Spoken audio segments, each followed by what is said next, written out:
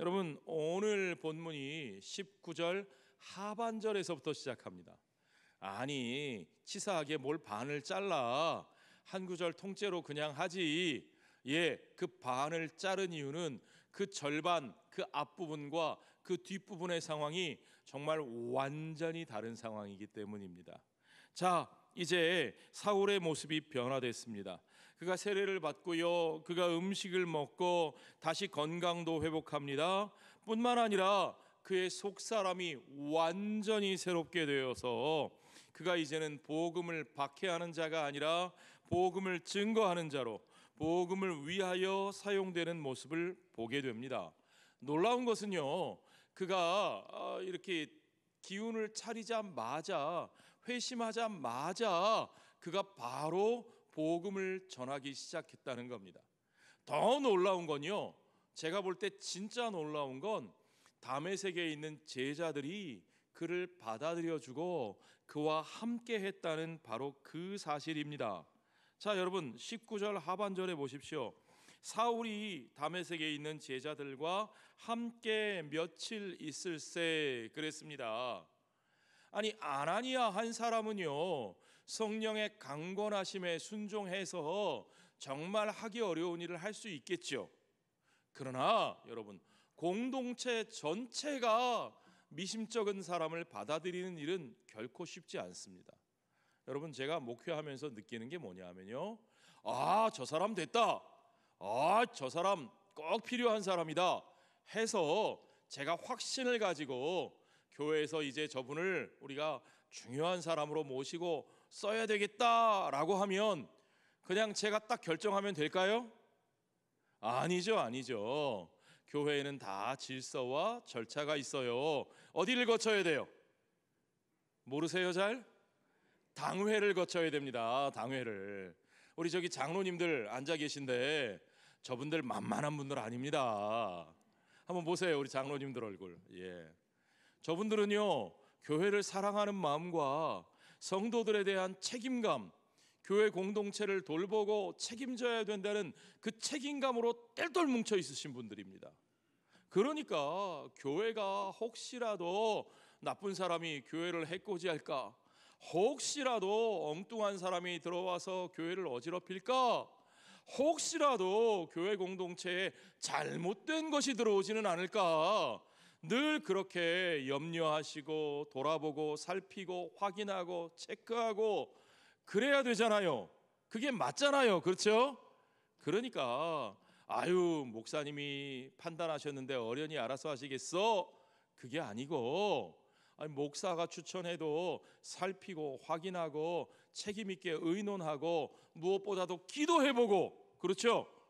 그렇게 결정하는 거예요. 우리 교회 모든 의사 과정과 사람을 우리가 선택하는 과정이 그렇습니다. 왜 그래요? 교회 공동체는 그만큼 위험할 수 있고 깨어지기 쉽습니다. 이 당시는 지금보다 훨씬 더하죠. 말할 것도 없습니다. 제자들이 핍박받던 시대입니다. 어떤 사람들이요? 바로 사울 같은 사람들이 공문 하나 딱 들고 우르르 몰려와서 린치하고 막 붙잡아가고 협박하고 고발하고 그럴 수 있는 시대였어요. 그러니까요, 여러분, 성도들이 자기 자신들의 모임을 노출하는 것이 얼마나 위험한 일인지 모릅니다. 제가 다른 나라, 저 대륙의 어떤 나라에 여름철마다 방문해서 말씀을 가르치던 시기가 있었는데요, 매년 가서 사역자들에게 성경을 가르치는데 제일 어려운 게 뭐였냐?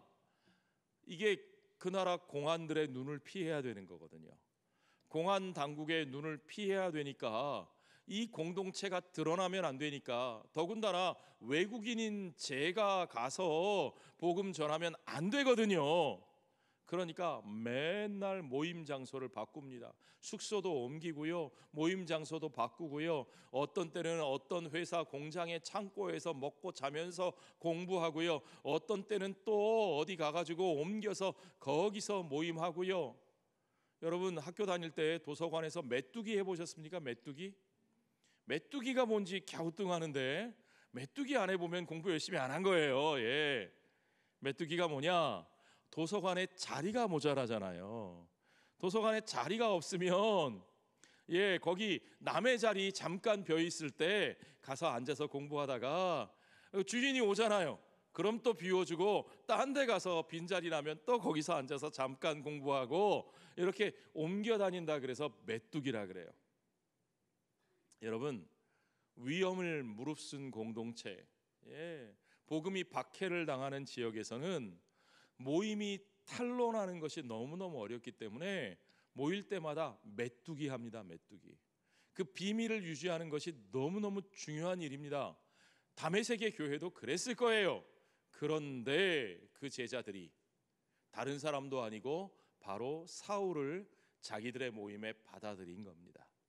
그 제자들이 이 사울과 함께 하는 겁니다. 여러분, 이게 얼마나 놀라운 일인 줄 아세요? 우리가 사도행전에서 보는 성령의 사람들, 성령 받은 교회 공동체의 특징을 한마디로 말씀드리자면 그것은 바로 환영하는 겁니다. 환대하는 겁니다. 환대의 공동체였다는 겁니다. 여러분, 사람이 쉽게 변하지 않는 걸 우리가 숱하게 확인할 수 있습니다. 유명한 사람들이 있어요. 아니, 예전에 어두운 세계에서 아주 어둡게 살다가 어느 날 예수 믿고 갑자기 변화돼서 짜자자잔, 이제 내가 예수 믿었어요. 그러면서 이분들이 유명하니까 이 유명한 분들이 간증을 하고 다닙니다. 그렇죠? 막 방송에도 나오고 집회에도 나오고 막 유명하게 간증을 하고 그것 때문에 유명한 사람이 더 유명해지고 막 우리 그리스도인들은 야, 저분이 예수 믿는데 저분이 은혜 받았대. 와, 그러니까 더 좋네. 막 이러고 막 쫓아다니고 막 박수 쳐주고 아멘 아멘 하고 하는데, 그런데 그렇게 믿었던 그분이 우리가 상상할 수 없었던 일을, 실수를, 잘못을 저지른 것이 드러날 때가 있습니다. 그럴 때 어떻게 돼요, 여러분? 그를 믿고 지지하고 환영해 주었던 사람들이 얼마나 상처를 받습니까? 제가 아는 교회에서도 그런 일이 있었어요. 어떤 유명한 연예인 한 분을 이분이 너무너무 열심히 잘 믿는 것 같고 막 변화된 것 같으니까 제가 잘 아는 어떤 교회에서 이분을 이웃 초청 집회에 간증자로 초빙을 했어요. 막 교인들이 꽉 차고요. 그분 얼굴 보러, 막 그분 이야기 들으러 막 이웃들도 막 몰려들고 막 그래가지고 그분이 또 얼마나 은혜롭게 막 간증을 하고 말씀을 들려주시는지 다들 할렐루야 아멘 하고 너무 성황리에 집회가 끝났어요. 그랬는데 말입니다, 바로 일주일 뒤에 어떤 일이 있었는지 아십니까, 여러분? 신문 탑 헤드라인으로 바로 그분이 스캔들, 정말 너무너무 상상하기 싫은 일이죠.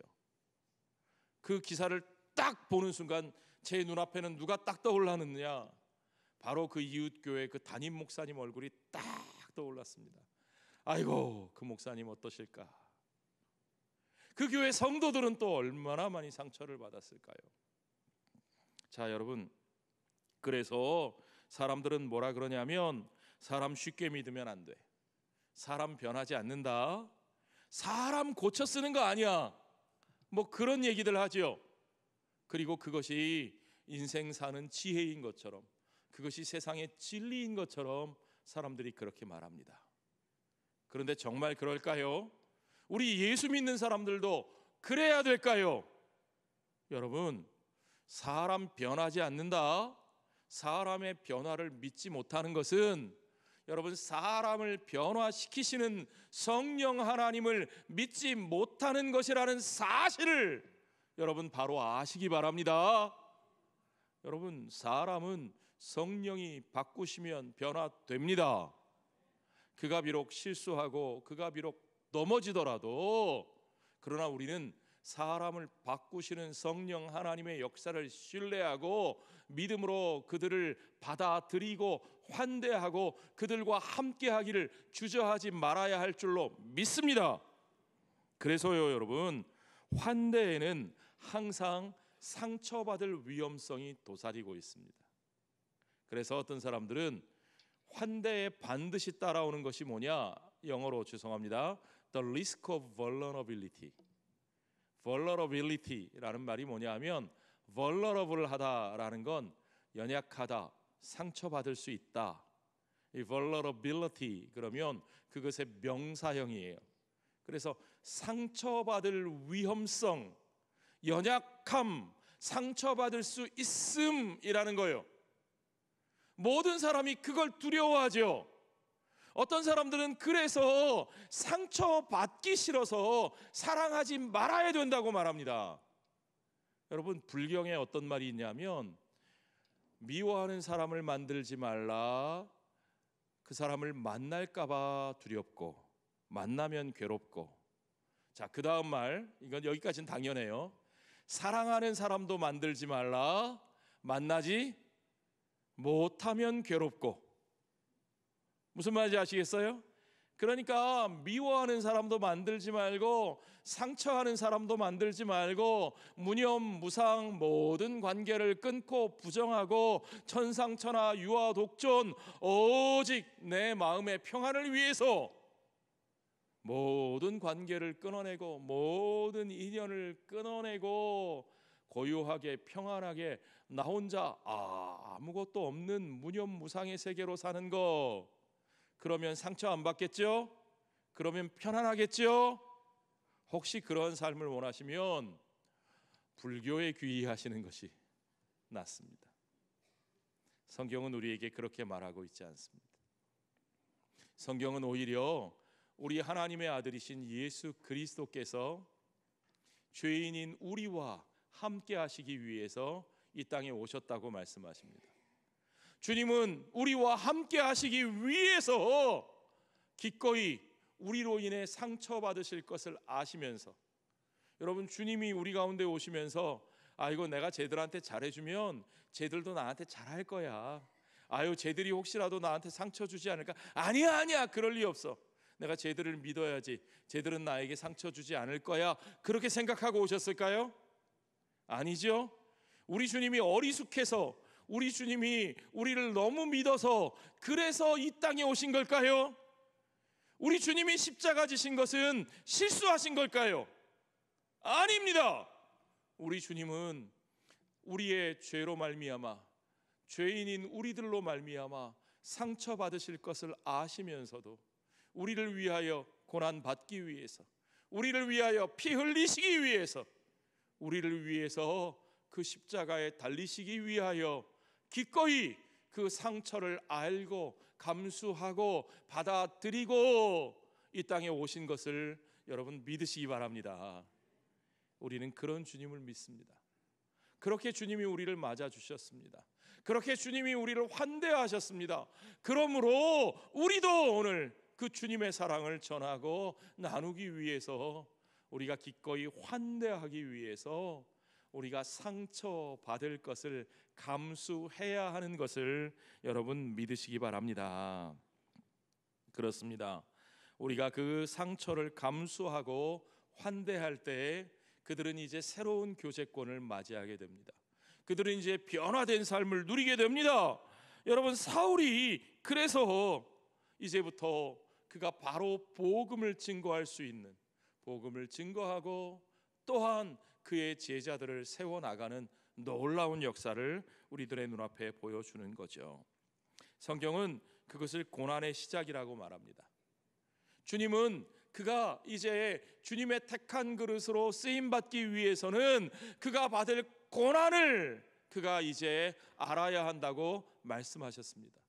그 시간이 고난의 시간인 것은, 자 여러분, 그의 모습이, 그가 박해하던 예수를 이제 하나님의 아들이라고 담대하게 증거하는 그 모습이 너무나 강력한 영향력을 가지고 있기 때문이죠. 성경에 보니까 유대인들이 그의 바뀐 모습에 당혹했다 그랬습니다. 얼마나 당황스러웠겠습니까?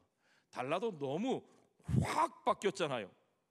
이전에 영향력이 세던 사람이 확 돌아서니까 이제 또한 그의 영향력이 감당할 수 없이 강력한 겁니다. 그러니까요, 유대인들은 그를 두고 볼 수 없었어요. 그를 죽이려고 공모했고요. 다행히 그 소식을 미리 알게 되어서 그의 제자들이 밤에 광주리에 매달아서 그를 성 밖으로 빠져나가게 했습니다. 다메섹을 떠났던 사울이 향한 곳은 어디입니까? 예루살렘으로 향했다 그랬죠. 예루살렘에 가서는 뭐가 좀 달라졌습니까? 아니죠. 사울은 예루살렘에 가서도 기가 죽지 않아요. 그러니까 거기서도 사울을 죽이려는 사람들이 벌떼같이 일어납니다. 가는 곳마다 살해의 위협에 시달렸습니다. 여러분, 왜 유독 사울에게만 이렇게 대적들이 강력하게 일어났을까요? 생각해 보십시오. 당시에 수많은 전도자들이 있었을 텐데 모든 전도자들이 그렇게 위협을 당한 건 아닌데 왜 이렇게 사울만 유독 강력한 반발을 샀을까요? 예, 그건요, 사울이 워낙 급격하게 변화되었기 때문에 사람들이 더 큰 배신감을 갖게 만들었을 겁니다. 예, 심지어는 예수 믿는 사람들도요, 예루살렘 교회조차도 사울을 믿기가 어려웠으니까요. 계속 의심했으니까요. 또 우리가 눈여겨보아야 될 것은 사울이 복음을 전하는 방식과 태도에 대한 이야기입니다. 자, 오늘 본문엔 그것을 확인할 수 있는 구절들이 있죠. 22절에 보니까 사울은 힘을 더 얻어 예수를 그리스도라 증언하여 다메섹에 사는 유대인들을 어떻게 했다고요? 당혹스럽게 만들었다. 당황스럽게 만들었다는 거죠. 힘을 다하여 강력하게 증거하니까 여러분 훅 치고 들어오면 많이 당황스럽죠, 그렇죠? 예, 당황스러웠던 겁니다. 29절에 보니까 또 주 예수의 이름으로 어떻게 말해요?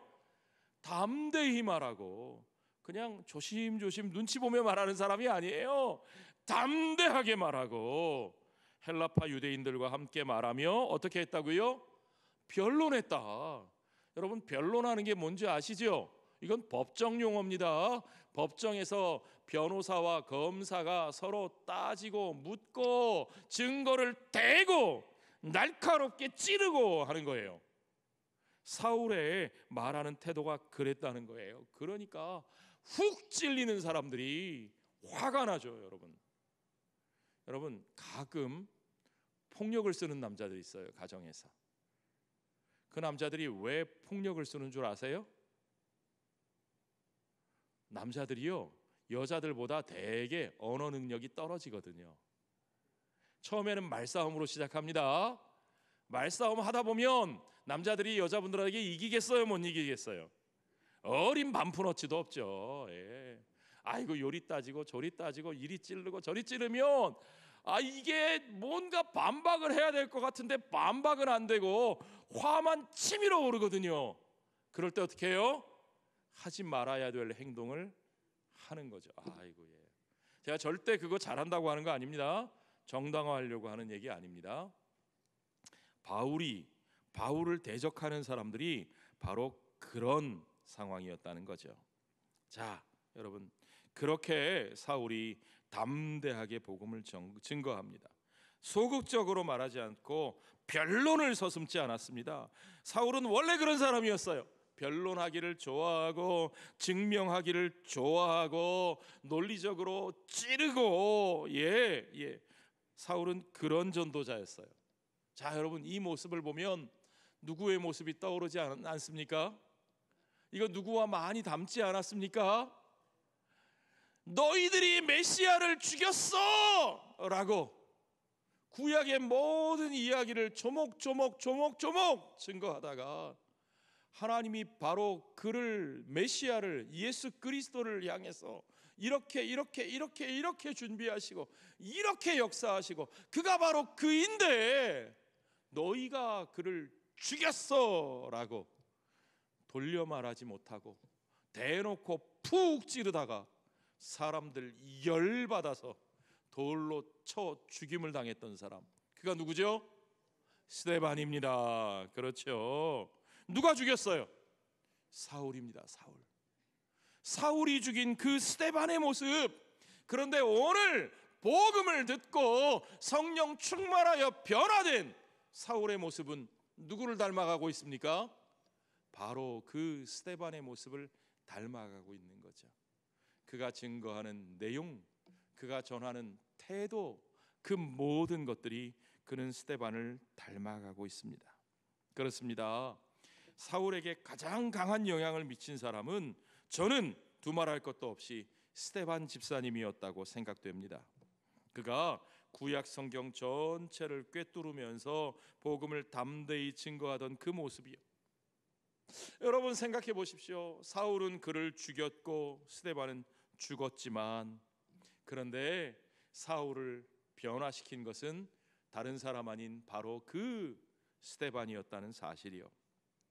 어느새 사울은 스데반을 꼭 닮은 전도자가 되었습니다. 사울은 죽였고 스데반은 죽었는데 둘 사이에 누가 진정한 승리자입니까? 사울입니까? 스데반입니까? 죽인 사람입니까? 죽은 사람입니까? 죽은 사람이 승리한 것을 여러분 믿으시기 바랍니다. 십자가의 능력이 진정한 승리를 이루는 것을 여러분 믿으시기 바랍니다. 그렇습니다. 사울이 다메섹을 탈출하는 장면이 고린도후서에는 더 자세하게 나옵니다. 고린도후서 11장 32절부터 보면요, 다메섹에서 아레다 왕의 고관이 나를 잡으려고 다메섹 성을 지켰으나 나는 광주리를 타고, 광주리 타는 얘기 여기 또 나오죠. 들창문으로 성벽을 내려가 그 손에서 벗어났노라. 자, 아레다 왕의 고관이 사울을 죽이려고 했으니까 이 공권력까지 사울을 주목하고 사울을 죽이려고 움직였다는 사실을 알 수 있어요. 그 수많은 대적들이 사울을 잡아먹지 못해서 난리지만 하나님이 그를 보호하시고 그를 지키는 사람들을 세워주신다는 거죠. 여기서 제가 주목하는 것은 사울을 광주리에 내린 사람들이 누구냐? 사도행전의 기록을 보면 누가는 그 사람들을 그의 제자들, his followers라고 그렇게 표현하고 있습니다. 그러니까 그냥 제자들, 그냥 다메섹에 있던 예수님의 제자들을 일컫는 말이 아니고 그의 제자들. 누구의 제자들이에요? 사울의 제자들인 거죠. 예, 사울은 벌써 복음을 전하며 그의 제자를 세웁니다. 그가 전도자로서 영적인 자녀들을 낳는 겁니다. 그들과 함께 고난받고 그들과 함께 쓰임받는 겁니다. 이제 막 새롭게 태어난 사람이지만, 그러나 그 새롭게 태어난 생명이 또 다른 새 생명을 열매 맺는 이 놀라운 여러분 생명의 역사를 보십시오. 오늘 저와 여러분은 새 생명을 낳는 삶을 살고 있습니까? 여러분의 평생에 여러분이 복음으로, 말씀으로, 기도로 낳고 키운 여러분의 제자가 있습니까? 자, 여러분, 오늘 우리 사울을 통해서 우리가 보는 것은 성령이 거두시는 열매를 우리가 분명히 확인할 수 있다는 사실입니다. 갈라디아서에 보면 다메섹과 예루살렘으로의 그 여정 가운데서 사도행전에는 잘 드러나지 않는 그 자세한 여정들이 갈라디아서 1장에서 나옵니다.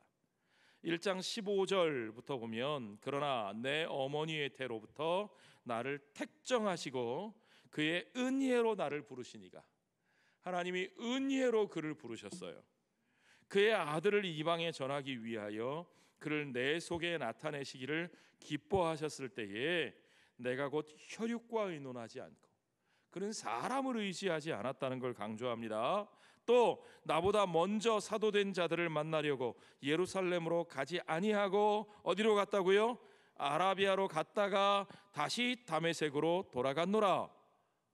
아니, 우리 같으면 내가 회심했어요, 내가 예수 믿었어요, 그러면 내가 그 예수 믿는 도리의 그 공동체의 지도자들을 만나서 그들을 통해 확인받고 한 수 배우고 라이센스라도 딴 다음에, 그런 다음에 전도자로 활동해야 뭔가 반듯할 것 같고 뭔가 연줄도 있을 것 같고 제대로 될 것 같은데, 사울은 그렇게 하지 않았다는 거예요.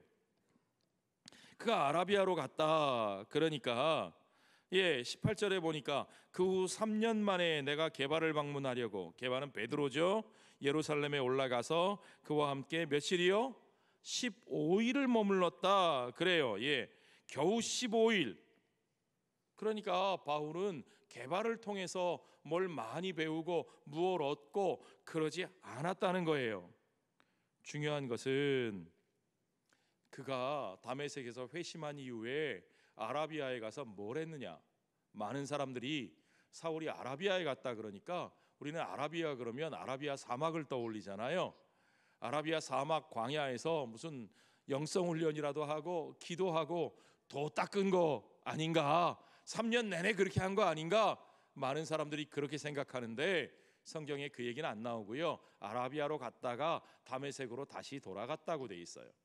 그리고 여기서 말하는 아라비아는요, 저 아라비아 사막을 말하는 것이 아니라 오늘날로 하면 요르단 북부 페트라 지역에 해당하는, 다메섹에서 페트라까지 사이는 데가볼리라고, 데카폴리스라고 불리는 10개의 로마가 세운 식민 도시들이 요단강 좌우편에 흩어져 있는 지역입니다. 주로 우리 예수님께서 요단강 동편으로 가셔서 하나님의 나라를 전파하셨던 바로 그 지역입니다. 바울은 그 지역을 돌아다녔고, 그리고 그는 그 지역에서 복음을 전했고, 그곳에서 그의 복음을 듣고 예수를 믿는 그의 제자들도 생겨났던 것 같습니다. 그러니까 유대인들이 이제 어떻게 하느냐, 바울을 잡아 죽이려고 혈안이 된 거죠. 아니, 가만히 광야에 가서 기도하고 도 닦는 사람을 누가 죽이려고 하겠어요. 그냥 내버려 두지. 그러나 그가 계속해서 복음을 전하고 제자들을 키우고 교회를 세워갔기 때문에 유대인들이 그를 죽이려고 했던 것으로 보이는 거죠. 자, 그가 이렇게 회심 후에 즉시 복음을 전하며 사역할 수 있던 것은 어떤 까닭인지 여러분 생각해 보십시오. 누구보다도 그가 스데반으로부터 예수 그리스도의 복음, 즉 구속의 역사에 대한 이야기를 먼저 들었기 때문입니다. 물론 그는 그 설교를 듣고 거기에 반발했죠. 그 설교를 듣고 거기에 분노하고 그것 때문에 오히려 스데반을 돌로 쳐 죽이는 일에 앞장섰습니다. 그러나 분명한 것은 그가 그 복음의 이야기, 그 구원의 이야기를 스데반으로부터 들었다는 거예요.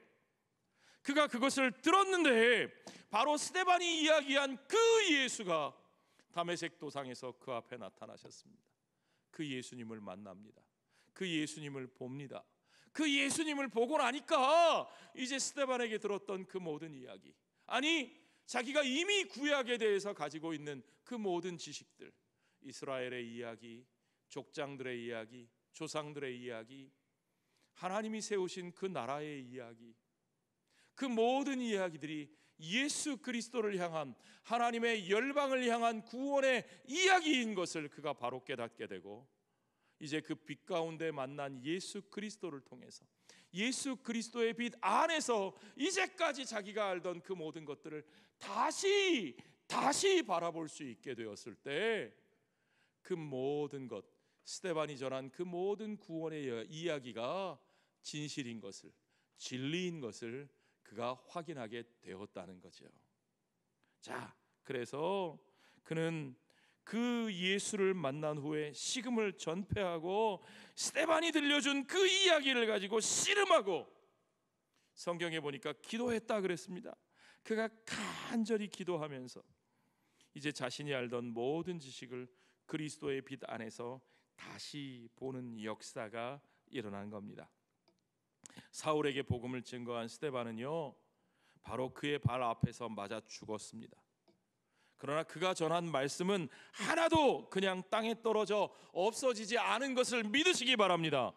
그 말씀 하나하나가 그대로 사울을 통하여 싹트고 자라서 이제 성령님의 손에 의해서 사울의 삶을 통하여 열매 맺게 되는 것을 여러분 믿으시기 바랍니다. 이것이 성령이 역사하시는 모습입니다. 이것이 우리 성령 하나님께서 우리를 들어 쓰시는 참된 모습입니다. 여러분, 주 안에서 말씀을 가르치고 복음을 전하는 일에 헌신하시는 사랑하는 모든 교회학교 교사 선생님 여러분, 자녀들과 자손들을 이 말씀으로 가르치고 양육하기를 원하시는 모든 부모님, 모든 조부모님들, 이웃들에게, 내 사랑하는 이들에게 주의 말씀을 하나라도 더 전하려고 애쓰시는 모든 성도 여러분, 자 여러분, 여러분이 뿌리는 씨가 당장 싹트지 않는다고, 자라는 모습이 보이지 않는다고 실망하지 마십시오. 여러분, 교회에서 아이들 가르치면 아이들이 그 말씀 덥쑥덥쑥 받아먹고 날마다 변화되나요?